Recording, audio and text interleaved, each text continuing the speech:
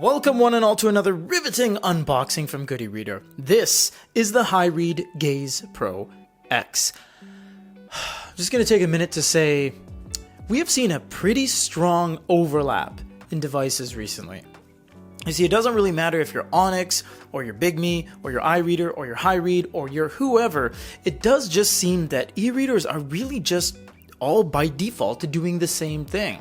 This company is emulating this company is emulating that company.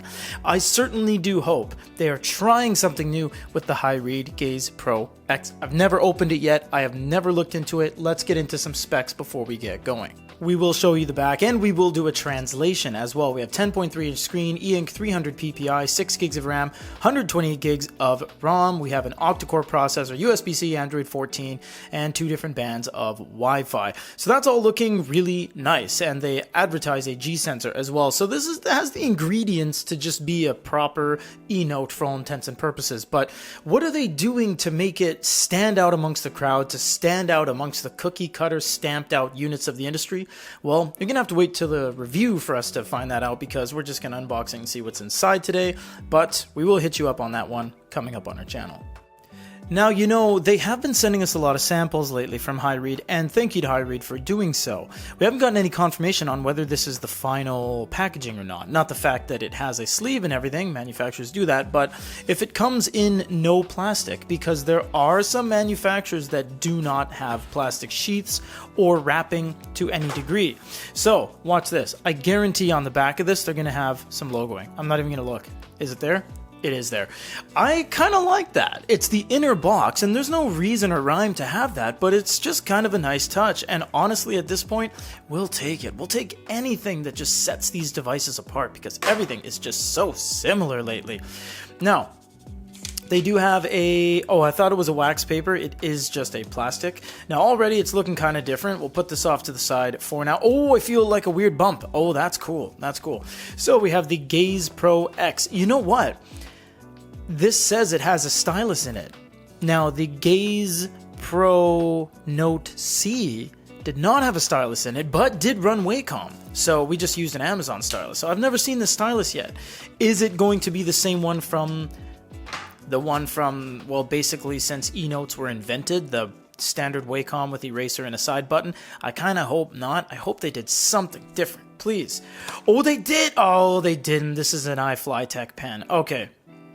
What this is basically an iFlytek pen. This is the one that they pull from all the partners from the eink consortium. This is a stamped out cookie cutter pen. It's nice. It's got a little bit of a kind of low pile rubber to it. It does have that button. It's got a nice flexible button at the back. It's pretty accurate. I do like this pen, but again, this is just stuff we've seen so many times before from iFlytek, but we'll be getting into that and how it works and everything on the full review. Have they gone C to C perhaps? Oh, they give you some tips. How many do they give you? 3. Okay, they give you 3 tips.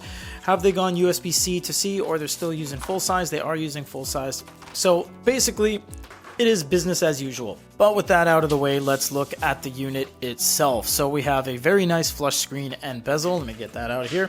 And you know what? I actually like this silver stripe here. This is very nice from a color perspective, but it is looking very just kind of run-of-the-mill asymmetrical side. But you know what really switches it up? This backing. This backing is awesome.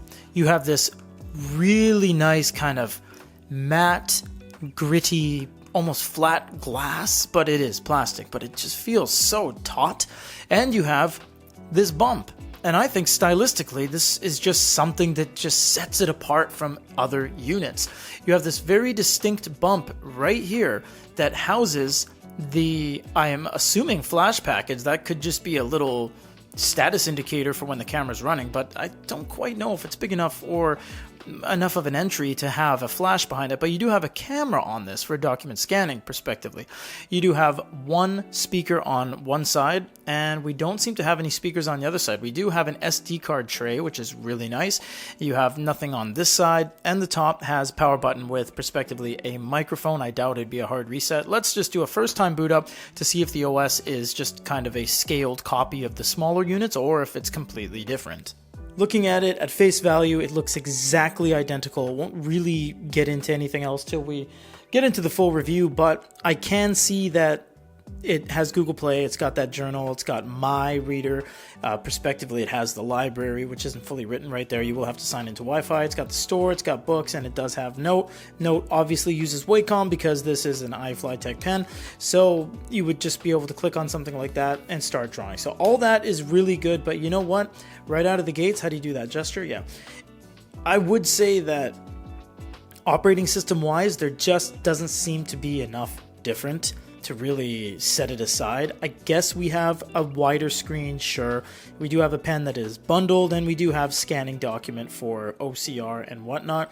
And you see it just pops up with the traditional Android thing, and you can utilize the camera to now download other things that use cameras off of Google Play. So there is something to be said for having a nice kind of large screen, rounded corner, asymmetrical front and back with a big bump at the back that houses the camera and just really gives it a stylistic differential compared to the other units that it's competing with, because we will take any single thing that sets this aside to really break the mold on this kind of mundane release of just cannibalistic non-stop turnover of devices we've seen in our industry. But for now, this is everything that comes in the box with the Hyread Gaze Pro X. This is the latest release from the Taiwanese brand. We do have high hopes for when we do the review on this. We're going to construct a nice, concise list of its pros and cons and get back to you guys. And thank you for watching this video, and we will see you in the other one.